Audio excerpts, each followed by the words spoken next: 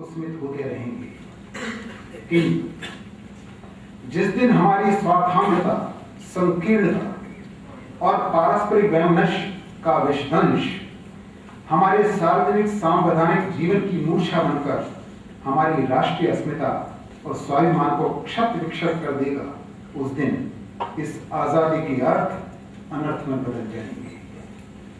हमारी आजादी किसी संग्रहालय या इतिहास की तिथि में बंद नहीं है, बल्कि एक जीवन शैली का नाम है। अर्थशास्त्र है, समाजशास्त्र है, विधि विधान है, धर्म है और संस्कृति है। स्वाधीनता एक जीवन शैली का नाम है और स्वाधीनता की चर्चा करने के पहले हमें चिंतन करना चाहिए कि क्या 15 अगस्त 1947 के उपरांत हमारी जीवन शैली में कुछ परिवर्तन हुआ है, हमारी मान्यताएं बदली हैं, हमारे मूल्य बदले हैं, और यदि बदले हैं तो हमारी स्वाधीनता सार्थक है। किंतु यदि इनमें कोई बदलाव नहीं हो पाया तो स्वाधीनता हमारे लिए कोई मायने नहीं रखती। इस पृष्ठभूमि में आज का विषय बहुत प्रासंगिक है। सेवा के माध्यम से संगठन की राष्ट्रीय पहचान या समाज संगठन और राष्ट्र की सेवा। ये विषय जब मुझे सुझाया गया तो मुझे आर्थिक प्रसन्नता हुई, क्योंकि ये विषय मेरा प्रिय विषय है। संयोग है, उन्होंने सुझाया, मैंने स्वीकार किया। हम 3 पद में इस विषय की यात्रा पूरी करेंगे। सेवा क्या है, समाज क्या है और राष्ट्र क्या है। और यदि इन 3 बातों को हम समझ लेंगे तो इस प्रश्न का उत्तर हमें मिलेगा कि संगठन सेवा के माध्यम से अपनी राष्ट्रीय पहचान या अपनी राष्ट्रीय अस्मिता कैसे बना सकता है। समाज के मंच पर बैठकर राष्ट्र की चर्चा, समाज के धरातल पर व्यक्ति अपनी उत्कृष्ट सेवा के माध्यम से कैसे राष्ट्रीय पहचान बना सकता है। मुझे एक प्रसंग याद है। स्वामी राम जापान की यात्रा कर रहे। जापान में उन्होंने बड़ा कौतूहलपूर्ण एक दृश्य देखा। उन्होंने देखा कि बगीचे में कुछ गमले हैं, उन गमलों में देवदार के वृक्ष लगे हुए हैं। देवदार को आप सब जानते हैं, देवदार का वृक्ष 100, 150, 200 फीट ऊंचा जाता है, गगनचुंबी होता है। किंतु उन गमलों में जो देवदार के वृक्ष लगे हुए थे वो एक एक बारिश ऊंचे थे। स्वामी राम ने कभी ऐसा देखा नहीं था। देवदार के वृक्ष तो देखे थे, किंतु बारिश भर का देवदार का वृक्ष गमले में लगा हुआ हमने कभी देखा नहीं था।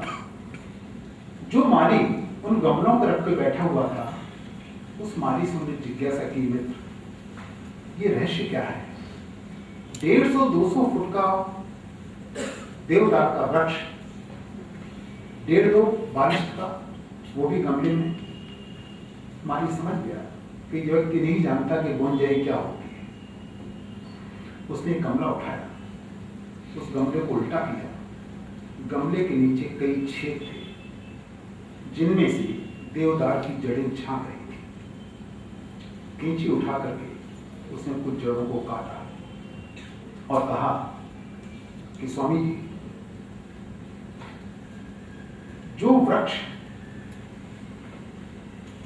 अपनी जड़ों के माध्यम से उस धरती से नहीं जुड़ा होता जिसने उसे जन्म दिया, तो वो गगनचुंबी वृक्ष बूढ़ा तो हो सकता है, बड़ा नहीं हो सकता।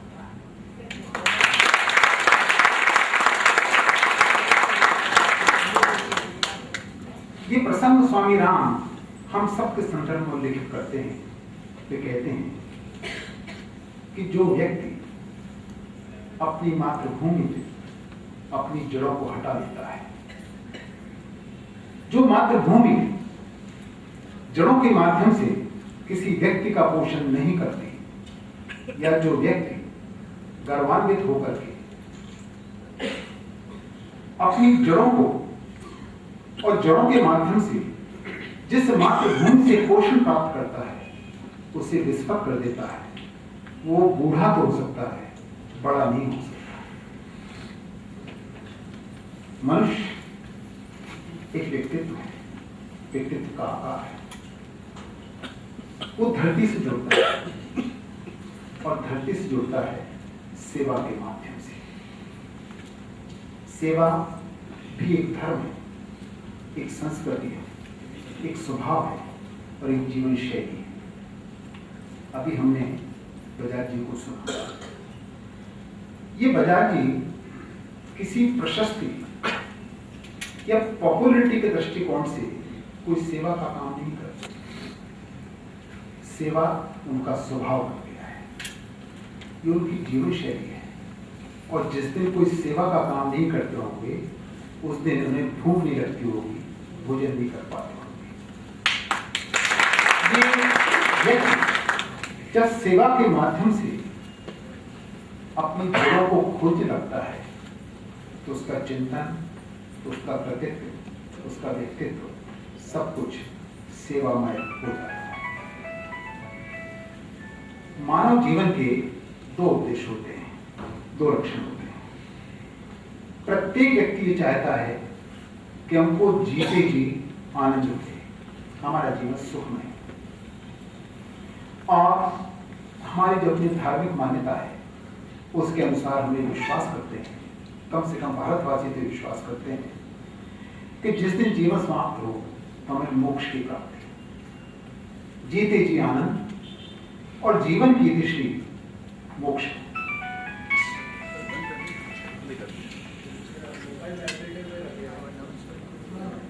टेलीफोन बंद कर दीजिए। देवियों और सज्जन, प्रकृति कहिए या परमेश्वर, हम सबको उसने दो उपहार दिए हैं। एक उपहार है ऐसा उपहार जो प्रकृति न किसी को कम देती है न किसी को ज्यादा देती है। एक ऐसा उपहार जिसे ना आप कम कर सकते हैं ना कोई कम कर सकता है। कोई चोरी करना चाहे तो कर नहीं सकता, आपको वंचित करना चाहे तो कर नहीं सकता। ये उपहार क्या है? और ये उपहार सबको मिलता है बराबर।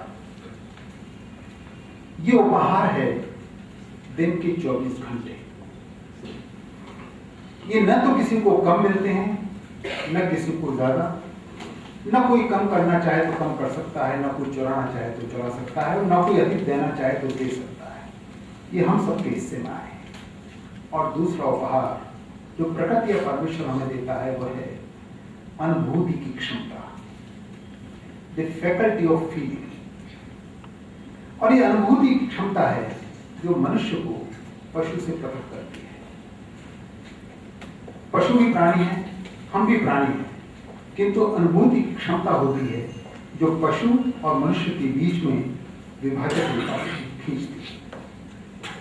हम जिससे स्नेह करते हैं, जिसके प्रति हमारा अपनत्व का भाव होता है, उसके दुख में हमें दुख की अनुभूति होती है और उसके सुख में हमें सुख की अनुभूति होती है। हम सदस्य हैं, उस समाज के लोग क्या अनुभूति करते हैं, इसका महत्व है जो मनुष्य के लिए महत्व का विषय होता है। विवेकानंद ने सेवा की परिभाषा 3 लक्षणों में सेवा के बताए। सेवा और अन्य क्रियाओं में अंतर क्या है? उन्होंने लिखा कि सेवा उसे कहते हैं जिसमें किसी का हित या उपकार होता हो। एक। दूसरी बात, सेवा वो है जिसमें हमारा अपना कोई स्वार्थ न हो। और तीसरी बात, सेवा वो है कि जिस क्रिया के करने से हमारी स्नेह की अनुभूति परिष्कृत होती है और हमारा स्नेह आनंद की अनुभूति कराता है। जिसमें किसी का हित हो, जिसमें हमारा स्वार्थ न हो और जिस क्रिया को करने से आनंद की अनुभूति होती है, वो सेवा है। सेवा कैसे की जा सकती है? क्या जरूरी है कि सेवा के लिए कोई बड़ा मंच होना चाहिए या कोई बड़ा प्रांगण होना चाहिए या कोई बड़ा क्षेत्र होना चाहिए? सेवा के अनेक रूप हो सकते हैं। भूखे को भोजन, प्यासे को पानी, निराश्रित को आश्रय, साधनहीन को साधन, ये सब सेवा करते हैं।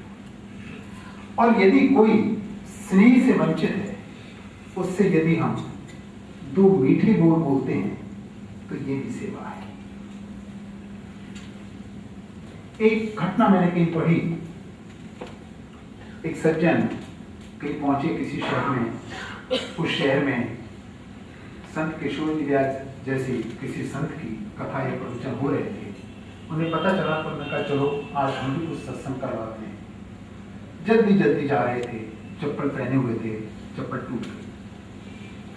इधर उधर देखा एक छतरी लगाए हुए एक मोची बैठा हुआ था, उसके पास पहुंचा, कहा भाई मेरी चप्पल टूट गई है, मुझे कथा सुनने जाना है, हो सके तो जल्दी इसको ठीक कर दो।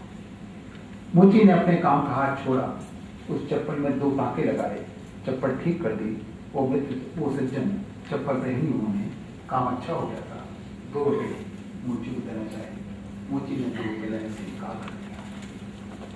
मैंने पूछा भाई तुमने काम किया है, मैं स्वेच्छा से दे रहा हूँ, देती क्यों? अब उस मोची ने जो कहा उसका विचार किया। उसने कहा बाबूजी आप कथा सुनने जा रहे हैं, मैं तो गरीब आदमी हूँ, मैं तो कथा की व्यवस्था, कथा का आयोजित कर नहीं सकता। दिन भर मजदूरी करके अपने परिवार का पोषण करता हूँ, इसलिए मैं कथा सुनने भी नहीं जा सकता। किंतु आप कथा सुनने जा रहे हैं, आपकी चप्पल टूट गई थी, उसमें 2 टाँके लगाकर मुझे ऐसा लगता है कि मैं भी आज आपके साथ कथा सुनने के लिए, ये भी एक सेवा का रूप है। और इसीलिए कहा गया है हमारे शास्त्र साहित्य में, तुलसीदास जी ने रामायण लिखा कि परहित सरिस धर्म नहीं भाई और नहीं पर पीड़ा सम अरमाई। आज हमारे परिवार के कुछ सदस्यों को हमने पंक्तिबद्ध खड़े हुए देखा। होता है कभी कभी दुर्घटना में किसी का पैर चला गया, दुर्भाग्य ने किसी का हाथ छीन लिया, किंतु ये लोग इन चुनौतियों से घबराए नहीं। वो जानते हैं कि समाज उनके साथ है और समाज ने जो कुछ किया उन्होंने अरुण जी बजाज के नेतृत्व में, यदि पैर चला गया था तो उसे पैर दिया, हाथ चला गया था तो उसे हाथ दिया। संदेश क्या है? प्रकृति कभी कभी कुपित होती है और जब कुपित होती है तो विकृति को जन्म देती है। किंतु मैं देख रहा था आज के कार्यक्रम में ये हमारे महर्षि प्रगति मंडल का जो विवर्ष चल रहा है, स्वर्ण जयंती महोत्सव, इसमें बड़ा सुंदर संकेत दिया है उन्होंने। इस स्वर्ण महोत्सव के 3 शब्द इसके प्रतीक संदेश है। उसमें लिखा है समन्वय, सद्भाव और सहयोग। प्रकृति विकृति को जन्म देना चाहे, किंतु यदि कोई ऐसा समाज अस्तित्व में है जिसका संदेश है समन्वय, सद्भाव और सहयोग, समाज के इस सद्भाव के सहयोग से प्रकृति द्वारा दी हुई विकृति सुकृति में परिवर्तित हो जाती है। उनकी वाणी सुनी आज, हमारी जो बेटिया है रजिया, इसको हमने सुना, इसके भाव, ये कोई वक्ता नहीं है जो बोल रही थी, इसकी हृदय से उमड़ करके वाणी का रूप ले रहे थे। और जब इन लोगों को मैं सुन रहा था तो आज स्वाधीनता दिवस के परिप्रेक्ष्य में मुझे संदेश मिला।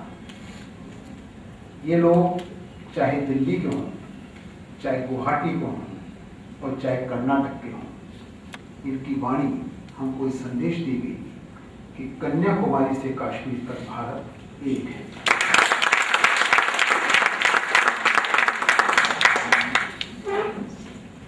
मित्रों, सेवा के संबंध में बहुत कुछ चर्चा की जा सकती है, उदाहरण दिए जा सकते हैं। मैं इस बिंदु पर अपनी बात को एक और छोटा सा उदाहरण देकर के विराम दूंगा। एक सूफी संत हुआ करते थे। वे परमेश्वर का स्मरण करते थे, साधना करने की उनकी अपनी पद्धति थी। एक कोई दूसरे सूफी संत एक बार उनसे भेंट करने आए, उनके साथ रहे।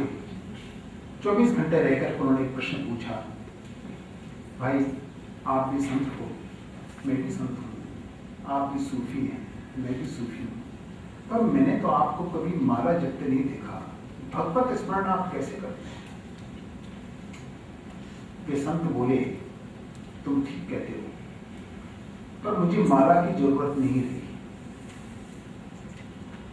माला की जरूरत नहीं रही, हाँ, माला फेरने की जरूरत मुझे इसलिए नहीं रही। उन्होंने कहा कि जहां में जितने इंसान हैं तेरी माला के मन के हैं। उसने ईश्वर की तरफ हाथ जोड़े, प्रश्न मित्र ने पूछा था, संत ने उत्तर दिया उसने ईश्वर को, माला में क्यों नहीं जपता? कि संसार के जितने इंसान हैं, हे ईश्वर, मैंने तेरी माला के मन के मानता हूं, तेरी माला के मोती मानता हूं। तो जहां में जितने इंसान हैं तेरी माला के मन के हैं, नजर में फिरते जाते हैं, इबादत होती जाती है। माला फेरने की जरूरत इसलिए नहीं रही कि जितने इंसान मेरी नजरों के आगे घूमते हैं, इनमें से प्रत्येक को मैं तेरी माला का मोती मानता हूँ, इन्हें नमन करता हूँ, और मेरी इबादत, मेरी प्रार्थना होती चली जाती है। सेवा का एक आध्यात्मिक पक्ष भी। अभी मैं एक पत्रिका पढ़ रहा था, शायद ये भारत विकास परिषद की पत्रिका है, नीति पत्रिका, भारत विकास परिषद की पत्रिका।